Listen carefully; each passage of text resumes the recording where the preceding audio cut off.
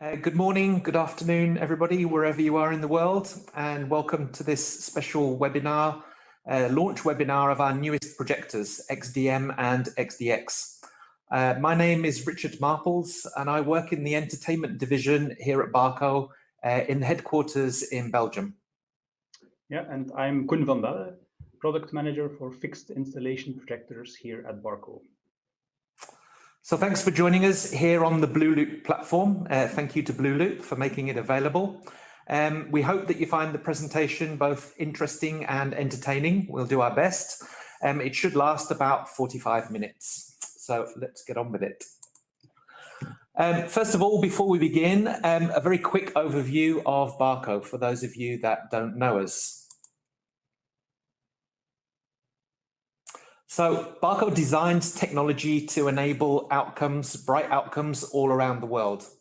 Our headquarters are here in Belgium, where our story began as a small radio company in the 1930s. Today, we're a publicly listed company of about 3,400 employees. We're present in more than 30 countries, and we've got R&D and/or manufacturing sites and spread all over the globe. On the right-hand side, you can see the geographical breakdown of our sales.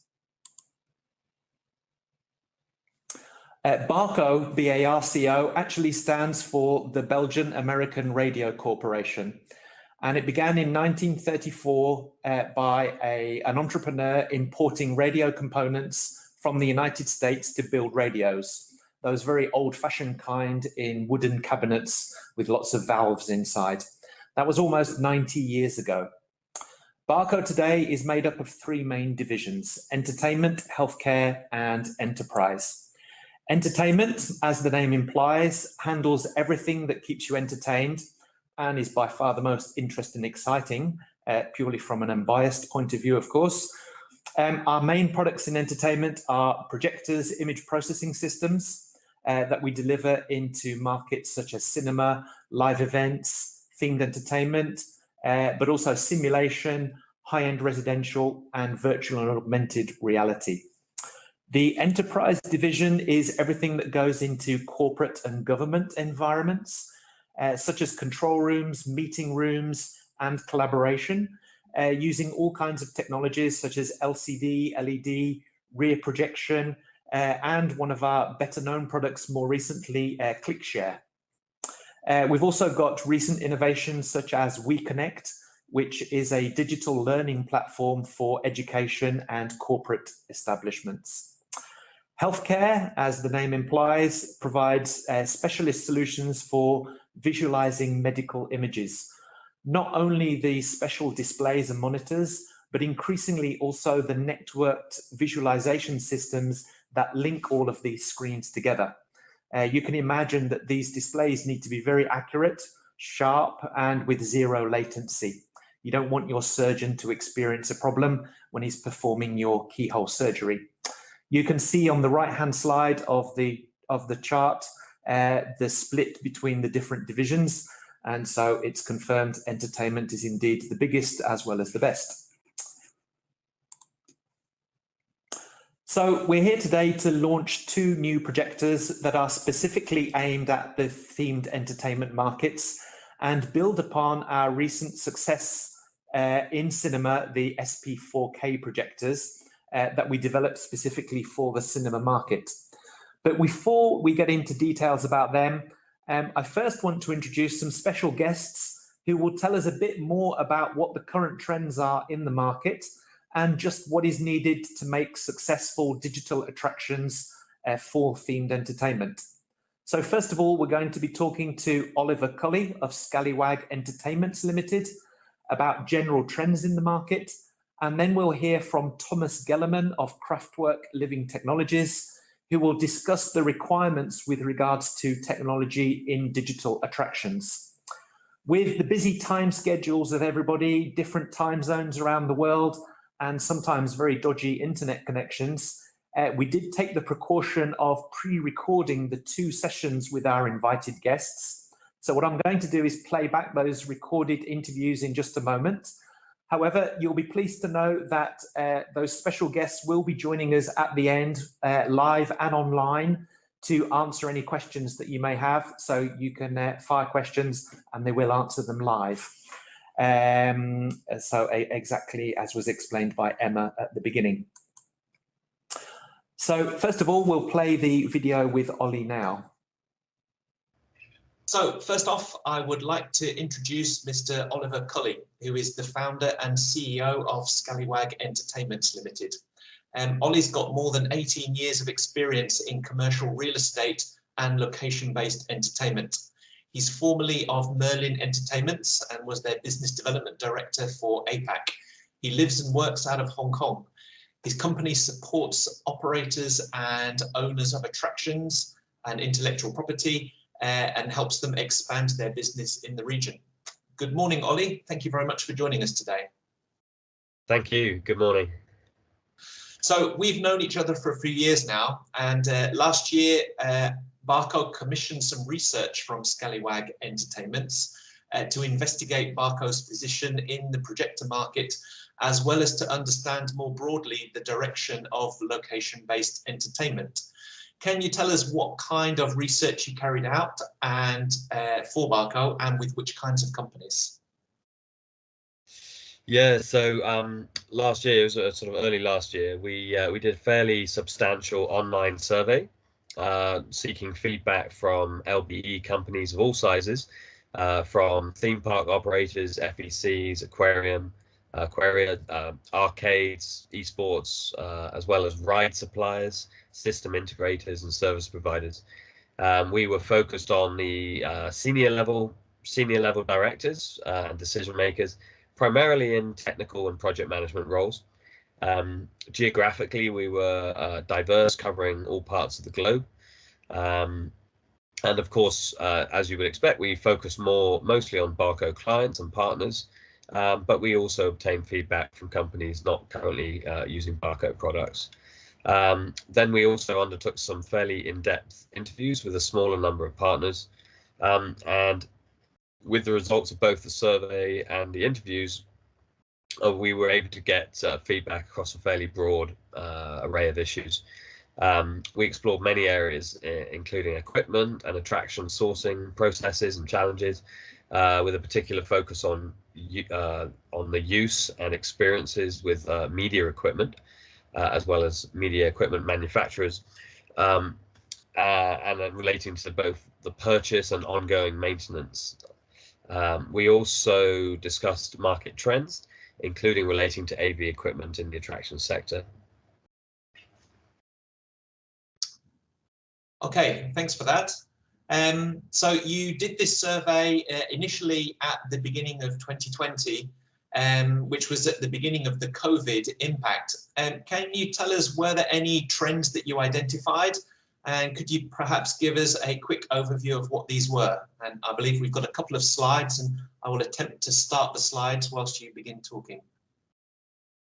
Yeah, thanks, Richard. Yeah, at the time, I think we hoped it was maybe halfway through the pandemic, and that we were you know, out through the worst of it. But unfortunately, looking back, we were really only at the beginning of it. So much of the feedback, many of the reactions we got from our interviewees and survey respondees was based on a relatively small amount of data over a shorter period of time, and some of the forecasts that they gave us were based on not so much experience, on just predictions as to what would happen. And of course, now they have a lot more information about those trends. But some of the key predictions and some of the things that they had already been noticing were, of course, smaller groups at attractions driven by social distancing, the touchless technology, as well as queuing processes, so just-in-time entrance processes, also app-based experiences, helping to continue experiences at home. So those were the I'd say those were the key trends that came out of those discussions.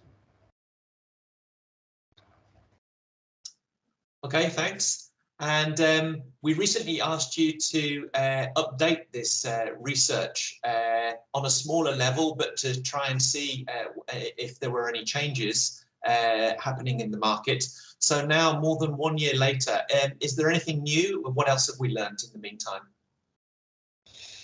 Yeah, I would say not too much new, but what's I think been really now with a benefit of hindsight and much more experience within this pandemic, we've been able to see with a lot more clarity the trends. So to put it another way, there were no significant trends identified that were only related to COVID. I think that was one of the key things that has come out. So if we look at, for instance, touchless technology, of course, that was something that was happening before COVID, but it was greatly accelerated by COVID. And we're now seeing a continuation of touchless technology. Queue management, again, that was something that was already happening before, but whereas maybe a smaller number of attractions were doing a lot of work around queue management, now everyone is. So it was greatly accelerated by COVID. So if we look at now at customer behavior, there's a much greater willingness to touch again and to queue. But the improvements that have been made during COVID haven't gone away, and perhaps there have been and possibly will be a few steps back. Not quite such a focus on it, but the improvements that have been made certainly won't be going away completely, and are likely to continue being rolled out across attractions, maybe just at a slower pace as we hopefully pass past COVID. So I would say that in summary, a lot of the trends that were identified were really trends that are linked. They have a strong basis in convenience rather than just safety, and because of that, they're likely to continue. So one comment from one industry leader we spoke to was that about the new normal. They said the new normal is actually a fallacy. There is no new normal. We will, to some extent, we will revert to our old normal, but just with acceleration of many of the trends that were already happening in the industry. My own opinion is that people have a relatively short memory. We're still very much in the midst of COVID now, but I do feel that once people feel safe, both customers and attraction owners and operators will be seeking to return largely to the old normal, but they will embrace convenience and things like contactless payments, touchless technology, and so on is likely to continue more because of convenience than safety. Okay, that's clear. Thank you. So what does this mean for the future of investments into things like dark rides and digital attractions? What's changed there? I mean, I'd say the outlook for dark rides and digital attractions is still generally positive. You know, technology in the short term probably doesn't need to change much to keep these experiences relevant and appealing to guests. Media remains a key part of most attractions. Hopefully, maybe I think we've got a slide for that one, Richard. But you know, most of the people we talked to told us that media was I think 80% of them told us that media was a part of more than 3/4 of all attractions in that they were working on. Having said that, you know, major dark ride manufacturers that we spoke to and system integrators working with dark rides had said that the sector is going through a really rough patch at the moment, and they don't expect a significant improvement until later in 2022 or early 23, and that many projects have been cut or on hold. Now, there are some geographical differences. I think Asia has maybe fared better than elsewhere, particularly mainland China. My own view is that's partly because theme parks in China are a means to an end. You know, most of the developers of theme parks in China are doing it as much to get surrounding land for real estate development, selling off of apartments, as they are for the theme parks themselves. So their core business is reliant on getting building theme parks. They need to build theme parks and they need to buy rides in order to get the land to make the big bucks on. So I think possibly partly because of that, China has fared better. Okay, that's clear, thanks. And what do the owners and operators look for when deciding on technology investments? What are their key requirements when making these important decisions? So I think the fundamentals haven't changed. A great guest experience, the cost of purchasing equipment and the setup costs, the returns on investment and ease of maintenance are still the fundamental requirements for investors. So just to touch on these in a bit more detail, if we look at guest experience, the fundamental question for buyers is still whether the technology or ride will provide their guests with a positive experience, meeting or exceeding expectations. And for costs, the question that buyers are always ask themselves and can still ask themselves is, can this be done at a cost that makes sense? Can we justify the purchase price? And for many of these companies, can we get it approved by our investment committee? From an ROI perspective, will the investment meet the returns required? So for many attraction companies, that means 20% plus potentially. I think we identified an average of about 25% was the ROI expected from most companies. It does depend on the brand and how tested the technology is. So less tested tech, the returns typically need to be higher. For maintenance, how hard is the equipment to install, and what's the troubleshooting and maintenance program like?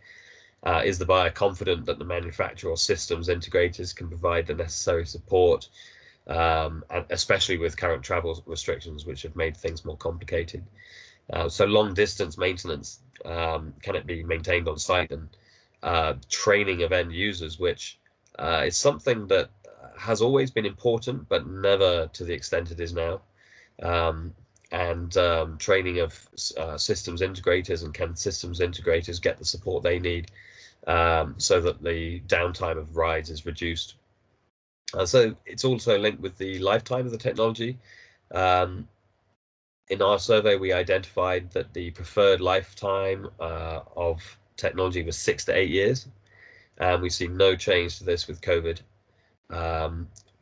We might have been able to speculate that COVID might increase the requirements for lifetime of technology, but we haven't really seen any.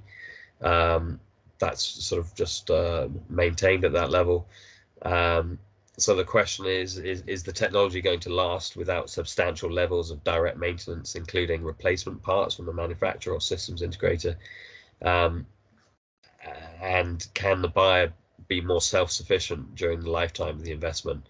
I think those are fairly fundamental, particularly with travel restrictions the way they are. But again, similar with some of those other trends that we looked at, I think that buyers of technology and rides and so on, they are going to have a greater expectation of being able to manage and maintain the equipment from a distance.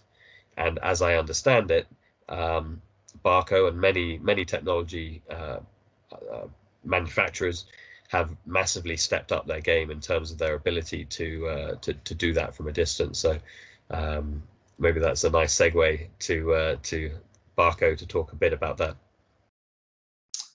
Okay. Thanks very much, Ollie, for joining us. Thanks for your time and the insights that you've given us. I look forward to talking to you more at the end of the webinar, when maybe there'll be a few more questions. But thanks very much. Thanks, Richard. So I hope you found that insightful. Now let's move to the technology part and hear from Thomas Gellerman from Kraftwerk and what he looks for when making amazing visitor attractions. I would like to introduce Mr. Thomas Gellermann, who is Head of Special Projects at Kraftwerk in Austria. I would like to point out that we've invited Thomas to give his and his company's views on the themed entertainment market, and specifically the technology that is used within rides and attractions. He's not here to say whether or not Barco's new projectors should be used or not. You'll have to make your own minds up about that. But Thomas can give us some very nice insights into the market in general. So Thomas, thank you very much for joining us. Could you explain first of all a little bit what Kraftwerk and you are doing? Yeah, sure. Thank you for inviting me. Let me start with introducing Kraftwerk to the people who don't know our company, hopefully that aren't that much. We are basically a system integrator. Kraftwerk Living Technology was founded in 1992, so close to 30 years now. We have realized 500 projects. We do system integration on audiovisual system in general. We have around 130 employees in our global network, where our core headquarter is located here in Austria in Wels. But we have global offices in Shanghai, Dubai, Moscow, and Johannesburg. So by that, we are concentrating, facing generally on the global market, covering all sorts of media-based attraction, but also industry, science, museum, exhibition, corporate solution, and so on. So we even have some sort of developed our own products, which are a little bit related to the typical core knowledge that we built up due to the past projects, where we are highly focusing on complex projection, giant screens, curved screens, all sort of immersive experience in the theme park world as an attraction, but also in science center and so on. So like a hybrid dome, which is really complex dome screen as a combination, as a multi-purpose venue with a live stage in combination. We finished the project 2 years ago in Germany using Barco projectors. There, it's really an amazing space. We have motion technology, meaning motion platforms, also control of motion, emotion control, specifically in conjunction with media production, with the media itself. Synchronization is a very essential topic to make the experience high class and perfect, and giving the people or the audience that essential element to feel or not to get sick, let's say it in this way. One of our core knowledge or experience is huge giant screens using multiple projectors, multi-channel applications, huge audio system in combination with a large auditorium. In the theme park world, where throughput is essential, especially in China, these projects sometimes reach a scale beyond everything what we built before. But we also are doing projects like dark rides, smaller attractions, everything from lighting, audio, and of course video. And one really nice topic, what I personally like a lot, are flying theaters. We did a lot of flying theaters. It's a sort of attraction that is now coming to theme parks in general as a, let's say, must-have attraction. It's giant screen, motion base in front of it. You have that sort of flying, and media. The quality of media is essential for this kind of experience. So it should be some sort of photorealism using multiple high-resolution projectors. So that's a general overview, I would say, about our company. And that Okay. I think we would fit well here for this presentation. Okay, thank you, Thomas. So when designing these cutting edge attractions which are going into theme parks, what's the secret ingredient that makes it really a wow attraction? What is the thing that really brings people back over and over to the theme park and makes them want to visit a theme park? There are multiple factors. What makes it great? Technology, of course, is an essential factor, but technology alone doesn't make the point. So it is also essential that the story is engaging, and so the overall experience works well. So it starts from the initial design, having a good story, creating the right media, and then finding the right technology to present those kind of idea and media. So, so on those specifically media-based attraction on theme parks, immersiveness for the audience is an important factor. So the immersive integration of the visitor is the key factor to make that experience a so-called wow factor, where a hyper-reality or photorealism is also a big elementary factor.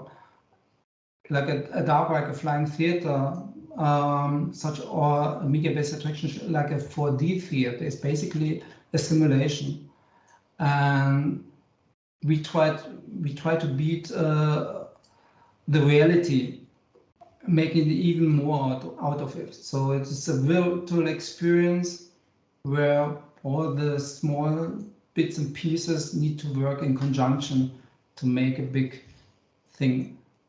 Okay, so am I right in saying then we have to make it believable for the customer? Yes, we have to make it believable, and or beyond that, best thing is the customer goes out and says, how did they do it? Okay. If we achieve this, then we are in a good position. Okay, and so I understand that it's really the complete story. It's everything combined. But let's say that we've decided for a particular ride that it really should be a projector, and of course we as Barco hope that there will be many projector solutions. If it would be a projector, to what extent does the resolution and the color reproduction make the attraction believable? How is that important in the whole chain? Oh, it's a very important factor, because what I tried to express up front was the immersive experience should give you the virtual simulation of something you never experienced before, but it should be believable. And by that, the image quality is an essential factor, not only because the audience meanwhile is used to high resolution, also on consumer devices. So we have to compete also as well in this level. We are then in spaces where we have an immersive display from around 180 degrees, covering nearly the full vision of the audience. And that, if you calculate based on the typical TV of 4K, this overall experience of that huge 300-400 square meter screen surface needs to be covered with the same amount of pixels. So we need multiple projectors to achieve that same or similar resolution, and those projectors shall produce the native resolution that is achievable, and that's, from our perspective, generally 4K native, what we are aiming for, which is currently the highest resolution we can achieve with a projector. Then same comes with the color space, color gamut. Specifically, again, an immersive display, a dome or a spherical screen, where we have to deal with cross reflection, with losing contrast ratio due to the reflection of the opposite side. The native contrast ratio of the projector, of course, is essential. And so there comes the RGB light source in play, or as an essential factor, it generates a higher color space, and by that the perceived color ratio is so much higher than you actually can measure, and that is the benefit that we have, that it is also perceived in a higher contrast ratio, which helps us specifically on the multi-channel system. So we are really aiming for try to specify our projects with the best of the best in those regard, and that's in our point of view a 4K native projector with RGB light source. Okay. And I hear more and more word in the industry about people wanting to go towards this so-called REC 2020, whereas in the past we've always worked towards REC 709. Do you have an easy way of explaining what the advantages of moving towards REC 2020? I'm trying to say the easiest is put two projectors side by side, a REC 709 and a REC 2020, and I think you can't explain it in a better way than it's clear. Once you have experienced a REC 2020 projector, you think, why should I take the REC 709? Yeah. Even so seeing is believing. Yeah, seeing is believing. Okay. And that's for us. It's essential. You have to if you use multiple projectors in an application, you have to balance them, and the higher your color gamut or your color spaces, the better you can balance them to each other. So you don't need to. You have to come to a common level of these components, and the higher they are, and it's in their specification itself, the better the overall result can be achieved. Yeah. And you also mentioned about wanting and needing to go to 4K native, which indeed is the highest native resolution. But we've also had for some time 4K UHD, or wobbled 4K, as some people call it, or pixel shifting. There are lots of different words for the same thing. Why is it so important to have native 4K? Of course, again, it depends on the application. If I have a wobulated projector on a relatively small screen, I can accept the resolution, the outcome resolution of that, because I can't detect the individual pixel. But if you have a display with 30-meter wide screen, then every pixel counts, or even in a smaller space. But if your audience is close to the screen where pixels are nearly detectable, because you want to create that huge display or immersive wide-angle view, every pixel counts, and that means also the media producer that produces all this vivid media, he wants to have his pixel positioned at the correct place. And using wobulated projector, you can achieve quite a good result, but it is definitely a difference if you compare it to the native 4K once the media is produced accordingly. Yeah. Okay. And I think over the last 1.5 years, we've all experienced hard times with the current COVID pandemic, which is still ongoing in many places. We still see the effects. Can you give a view from yours and Kraftwerk's perspective? Do you see things getting better? Do you see some positive signs of recovery within the different markets that we all operate in? Yes, definitely. So it's like an awakening, I think, in the industry. Projects that got on hold in the last year or 2 years come to life again, or at least we talk with the client again, and they look positive that they can realize what they tried to design and plan the years before.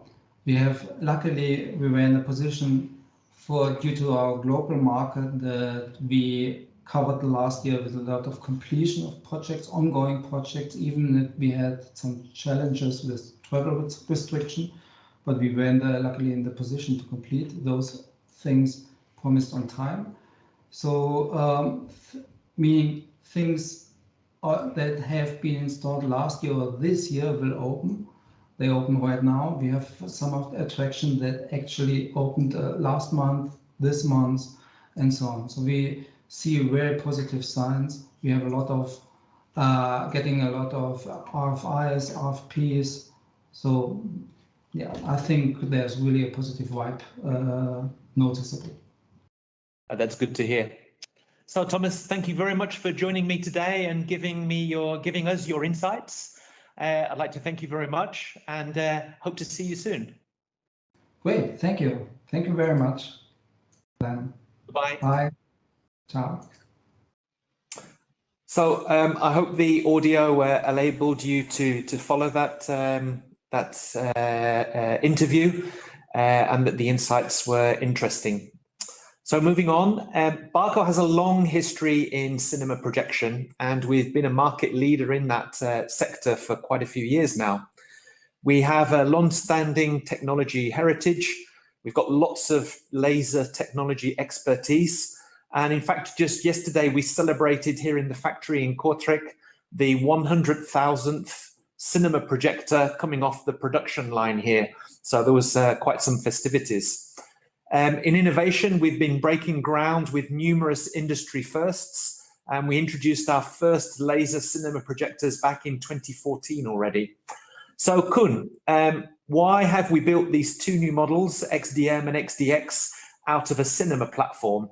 And why is our cinema history relevant for this market?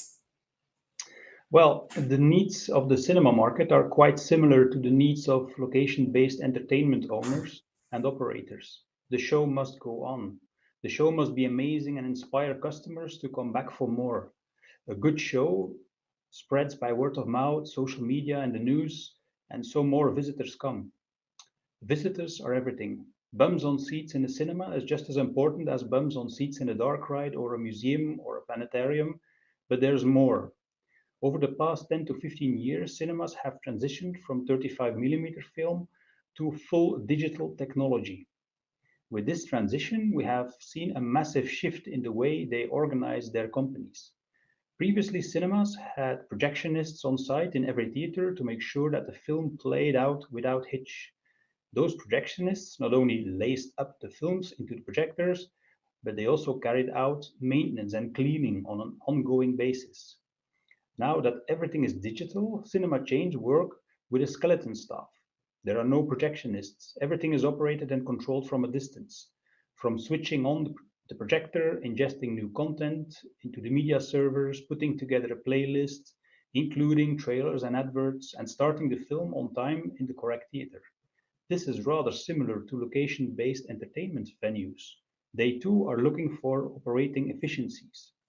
Ollie from Scallywag just told us that uptime and running costs are essential if they're to hit their return on investment targets.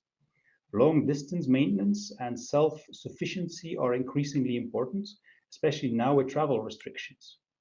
Equipment needs to last at minimum 6 to 8 years. We can draw parallels between these two industries time and time again. Our leading position in cinema forced us and enabled us to be leading in laser light sources. The switch from lamps to laser has been very quick these past few years, and now Barco does not produce any more lamp-based projectors, which is a good thing for the images we see and also for our planet. And Barco didn't just specialize on one kind of laser, we mastered all kinds. Laser phosphor, red-assisted laser phosphor, direct laser RGB. We choose the best technology for the application at hand and can implement it in the most durable, efficient, and economical way. Okay, so let's look at a bit more detail then in these two new models and the reasons why someone might choose to go for an XDM or an XDX for their entertainment projects. So first up, brilliant image. What makes the XDM and XDX different from the other projectors that we've got in our range? We've got other projectors in live events and some other sectors. Why can't we just stick with those? Well, simply different technology. Direct red, green, and blue lasers enhance the color gamut. We heard earlier from Thomas at Kraftwerk how this improved color range Giving more punchy colors increases the overall contrast impression, especially in multi-projector blended setups. Plus, native 4K resolution in combination with high-quality lenses gives the great real-life detail that experiences need. Remember, Thomas said, every pixel counts. Thanks to the superior light source, Barco colorgenic technology, and the new projector design, XDM and XDX projectors achieve greater than 98% of the Rec 2020 color space to create those exceptional striking colors and contrast levels without losing brightness. The projector is designed in such a way that when using the Rec 2020 color mode, there's only a slight reduction compared to the maximum native brightness. Next to this, the projectors are very efficient with a stunning 10 lumen per watt. You said seeing is believing when talking to Thomas. I think that's absolutely right. Okay, so we're launching two models, the XDM 4K25 and the XDX 4K40. Two brightness levels, 25 and 40,000 lumens. What else can you tell us about them? Well, another interesting point is the way we have been able to limit speckle. It ensures brilliant, highly uniform images on all screen types, even on high-gain screens, where this is particularly troubling. The technology guarantees consistent image quality over time and precision brightness with white balance. Okay, but for us non-engineers listening, what exactly is speckle and why does it occur? Well, speckle is the grainy interference you see on the screen when using a laser pointer, for instance. This is caused by the nature of the lasers. Laser light is coherent, and when it falls onto a surface, the reflected rays and the incoming rays are causing an interference pattern on your eyes, which is the grainy pattern you see. The used techniques inside the projector are all aimed at reducing the coherence of the laser beams to make sure the light coming out of the lens is not causing that interference patterns anymore. So our second pillar is all about cost-effective investment. You've got 40,000 hours written up there. Why is that? Well, coming back to the cinema industry again, they operate on average 4,000 hours a year. That's about 11 hours a day. Being able to keep a projector operational for 40,000 hours with minimal interventions means that operators can count on at least 10 years of cost-effective service lifetime. We heard from Ollie at Scallywag that operators look for 8 to 10 years of operational lifetime, so we're confident that we have a product that can exceed their expectations. Careful component selection at Barco means that these projectors are designed to operate more than 40,000 hours if specified correctly for the application. The projectors can also withstand environmental variations like temperature and dust, thanks to the superior cooling and the air filtration design. With the Barco EcoPure technology, we introduce smart power options. The projector both produce about 10 lumen per watt. This is thanks to the very efficient optical design and the coatings we put on our glass components. In Eco standby mode, both models only consume an ultra-low power of 3 watts. So increasingly important is the environmental footprint of our products. So to be sustainable, everybody's talking about it. How do these products stack up in terms of the environmental? Well, Barco values transparency, and therefore we want to communicate openly about the environmental footprint of our products. Unfortunately, there is no single industry standard by which to measure and evaluate projection products. So Barco has developed our own objective tool that grades our products according to their eco-design performance. These standards or criteria can be viewed by everyone at the web address on the screen now. This gives customers an overview of environmental performance and forces also developers in Barco to make sustainable choices. The framework that has been used to validate the eco-scoring is based upon the ISO 14021 standard. The eco-scoring tool focuses on 4 domains that have the highest impact on the product environmental footprint: energy, materials, packaging and logistics, and end of life. Both XDM and XDX received an A score, and this has been independently validated by Ernst & Young.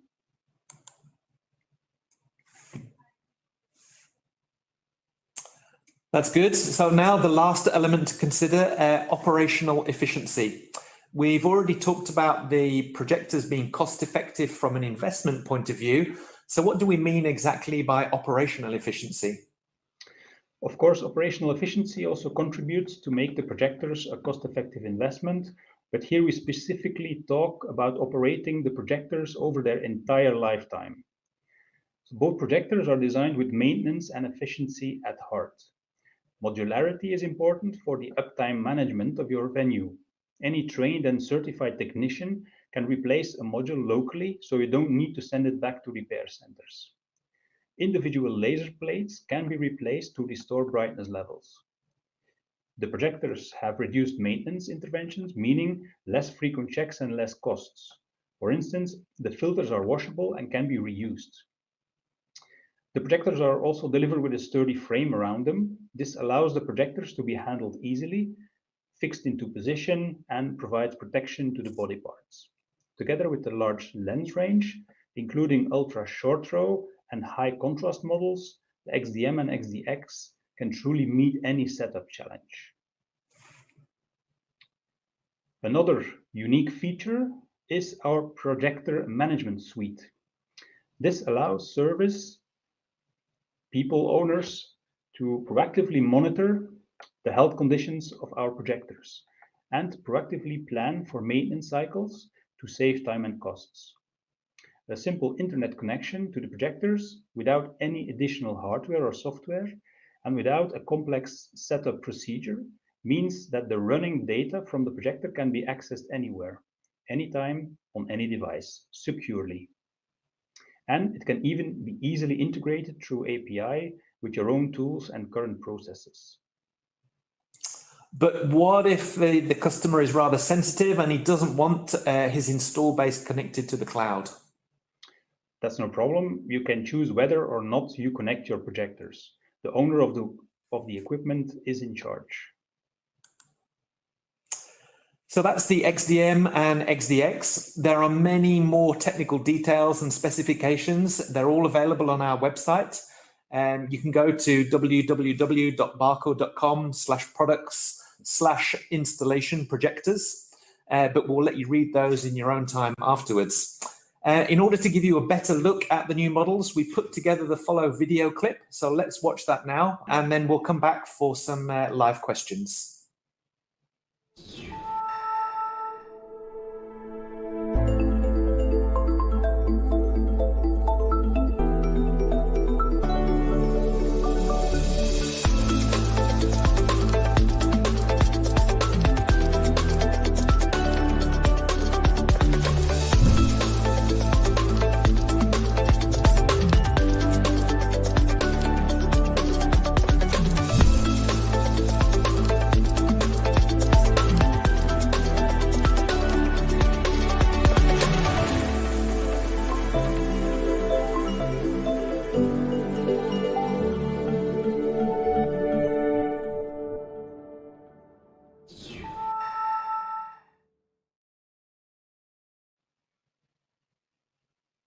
So I think we're going to be joined by Ollie from Scallywag and also Kevin Murphy from Kraftwerk Living Technologies. Welcome, gentlemen. Kevin is here because unfortunately Thomas couldn't join us due to previous commitments. So thankfully we had the recorded video of him earlier. Thanks for joining me, gentlemen. Are there any questions coming into the comments section?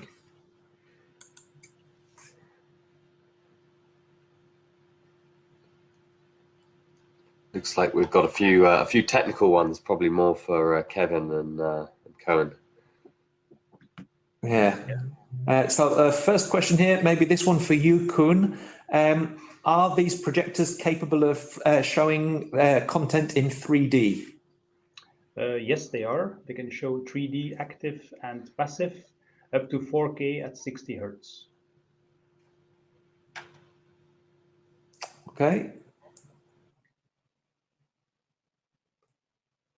Everyone being a little bit shy on asking the questions in the chat panel.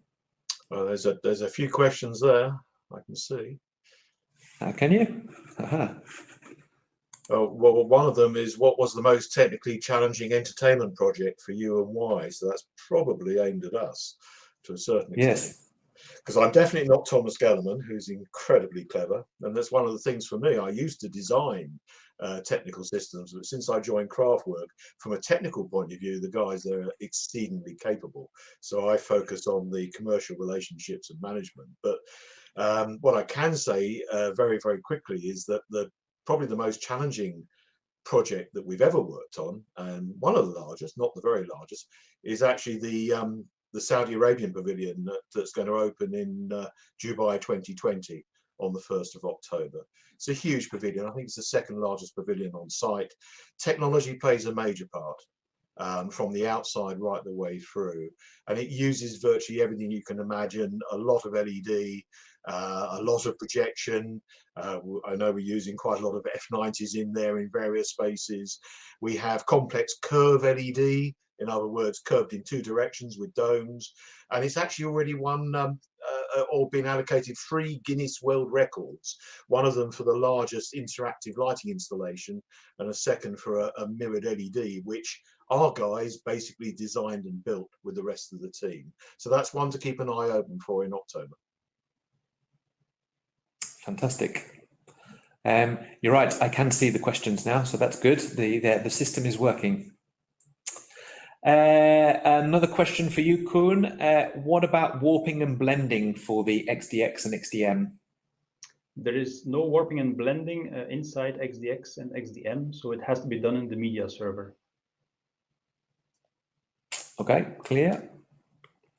And then a follow-up question. Is it also usable in the rental and staging market? No, it's not. It's for fixed installs. So it can be used in all orientations, but for fixed installations. Okay. There's one question here. I think you already answered it, but maybe we'll just put it again. Are there UST, ultra short throw lens options for these projectors? Yes, they have, both of them have a 0.38 90-degree angled lens in their portfolio. Okay. The next one down. Has Barco considered remote laser light source modules to drive these projectors? No. So we use the internal laser light sources because they are more efficient. You have less loss when using remote lasers. So that's why we chose for internal lasers. Okay, another one from the audience. Projectors have developed massively over the last decade. How do you see them evolving over the next decade? Maybe Kevin can give us his view on that one as well. No, it sounds too technical for me, but to a certain extent, I mean, it's incredible how they've moved. I think I probably started using projectors in the 90s and look at them now. There's a lot of questions out there also about LED and the impact on the projection market. Certainly from our point of view, projectors are here to stay for a very, very long time. They can do things that we can't do with LED. It's another tool. How are they going to develop? I think I'd almost bounce that back to you guys to a certain extent, because as Thomas explained, we specialize in multiple pixel installations using multiple projectors. So we're quite comfortable with blending and warping to virtually any size or shape. So, you know, even touching on high resolution projectors or high brightness, those are not the issues for us. We've already got a large number of tools that we can utilize. But what do you guys think? I'll let Koen, the product manager, answer that one. Well, it's like you said, Kevin, that projectors can be used in situations where LEDs cannot be used. For instance, on large projection mapping, on curved structures. There, it's much harder on existing buildings to use LEDs. So projectors, they do have some benefits. They also are producing less heat. They are more effective, more cost effective as a solution. They are very versatile for reusing them on different setups. So they do have some specific advantages, which for instance, LEDs or other technologies don't have. Yeah, I think I would add that I agree with you, Kevin. I think projectors indeed are here to stay. They're not going to go away because of LED. There are some applications that absolutely can only be done with projectors, and I think definitely solid state powered projectors are also clearly the way to go. We've now stopped producing all lamp projectors. There's no more lamp projectors within our family. So yeah, it's things will only continue to get more efficient. Well, the entertainment market is growing and growing, so there's a wider audience or a number of clients looking for applications anyway, so that we've got a long, long way to go. So the market will grow and the volume of projection. Okay, there is a question here. So do the onboard electronics enable multi-view 3D stereo capabilities? And if so, do you see future attractions incorporating this feature to have different split audience experiences?